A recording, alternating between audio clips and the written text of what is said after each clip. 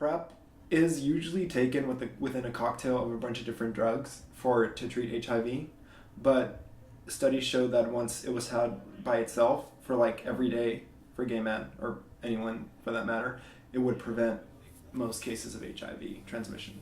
You have to take it every day for the rest of your goddamn life, unless you're in a monogamous relationship, and you know your partner's not having sex with other people, but like that's really hard to know with gays, you know.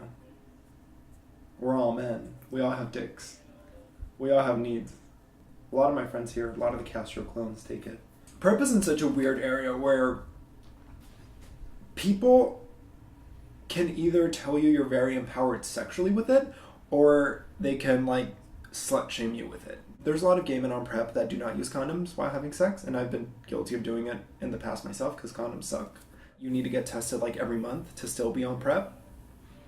But it's also a double-edged sword because you feel like you kind of have that like defense with you that you don't really need to wear a condom, but there are still a lot of STIs that you need to worry about. But yeah, there's been several instances where people were like, oh, you're taking PrEP, like, oh, let's see what it does to your body or whatever. Because it's a drug that hasn't really been tested in the long run. And that's what people like kind of come in and they're like, oh, well, you don't even know what it's doing to your body, whatever. We'll find out, you know?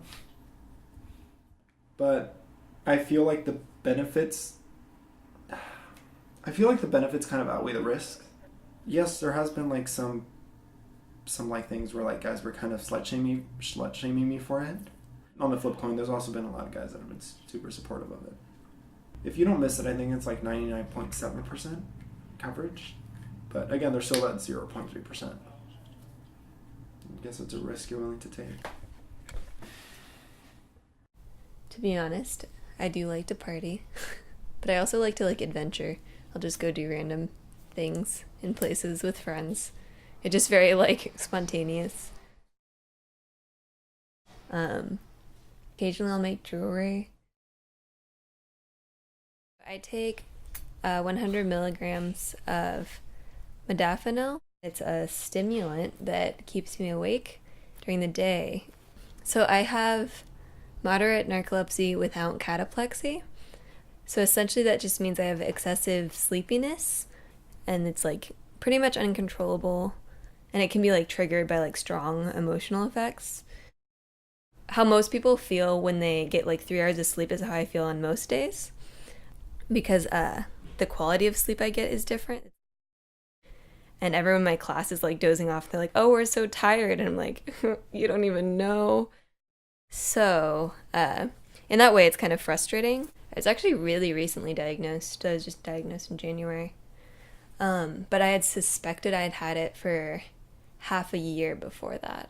At first, it was such a relief because I had just spent like the 6 to 8 months before that being like, is something wrong with me? Or is it just like, is this how everyone is? So to get the diagnosis was like a huge relief. Now that it's real, I can't ever stop thinking about it, I guess.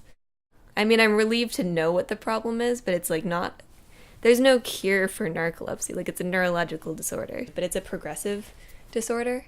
So it has been getting worse. And so like it's nice, but it's also like, I mean, I can't really go up from here.